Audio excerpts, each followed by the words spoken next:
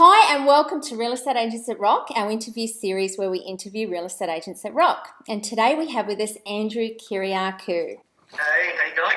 Thank you so much for joining us today. Finally we get here.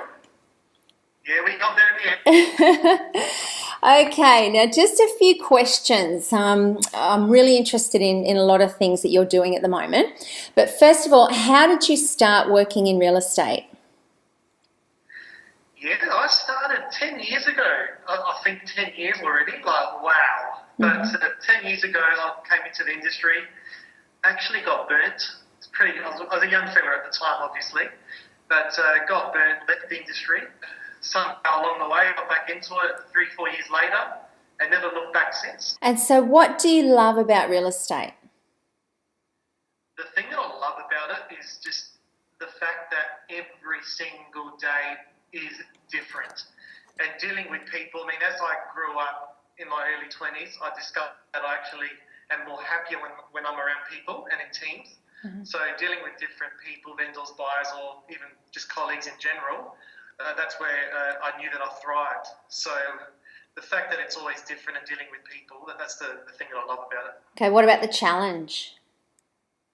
Well, challenge is what stretches us. I love it. So I tend to also thrive when there's a challenge or something that I have to achieve, a goal of some sort.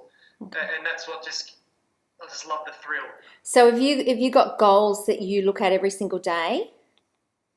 Absolutely. Every day, every night. Yeah. All there, all in writing, and for various, life goals, career goals, whatever it might be. Keeps you clear, doesn't it? Okay, and what do you dislike about real estate? What do I dislike about real estate? I mean, there's the fact that sometimes it can consume you. But see, I love it. I love real estate, and because I love it so much, I don't see it as a job, but it can affect the loved ones around me. You see what I mean? Yeah. So I guess that would be probably the most challenging part of it, and the thing that I dislike.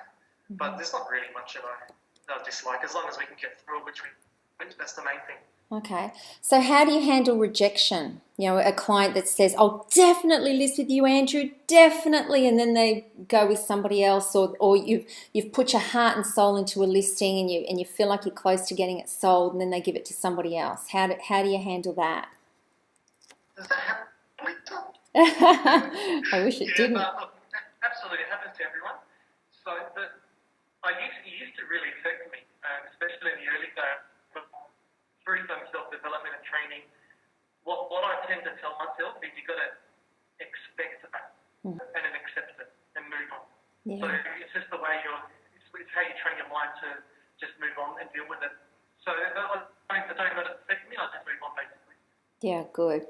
Okay, so how's the online world helped your career? Do you think, like if you were starting out 15 years ago and you didn't have video marketing, you didn't have online, do you think you would be where you are now? I would say no, because obviously a lot of my exposure is as a result of video marketing online. So it's helped me amazingly, and it's even got me on national TV a few times, South Australian TV, radio, various blogs, newspapers. So it's definitely most certainly helped with regards to exposure. Okay, so being on TV and all those other things that you mentioned with the video marketing, what's that actually done for you? Has that given you, like, I guess, a bit of local, become famous in your area? Definitely been a fantastic positioning tool. And it makes the listing, well, I get a lot of calls and people will say, Andrew, when are you free? So it's a pretty cool position to be in as opposed to just keep chasing all the time, if that makes sense. Yeah. So it puts you in a position where they want you, and therefore you really don't have to sell yourself, if that makes sense. Yeah. That's awesome. So what would you tell others that want to do videos but maybe they don't have the same kind of outgoing personality that you do? What would you tell them? Look, I understand it's a bit scary at first, even for all types of personalities. All I can say is, the thing is, you just got to choose a videographer that you're comfortable with first, and just talk to them. And you've got to remember, it's not live. And there's some tips in front of the camera. just look at the camera, articulate a bit of hand movement, and you can use pretty cool tools like reading from a teleprompter, so that you can actually read what you want to say and the audience doesn't even realize you're reading that. So as long as you're just comfortable with the person, and you know, you can do several takes. It's not live, so you can make mistakes. That's the cool thing. Yeah, I think so too, actually. And what's one big tip that you could give to other real estate agents starting out or looking to increase their turnover? What's something that's really worked for you? Yes, I've been in pretty good and bad environments in my career. So I think the most important thing to get you in the right mindset is being in the right environment, that working environment. So you've got to be around people that have that same goal and desire as you do. Because that saying, monkey see, monkey do, is so true. You become who you hang around with.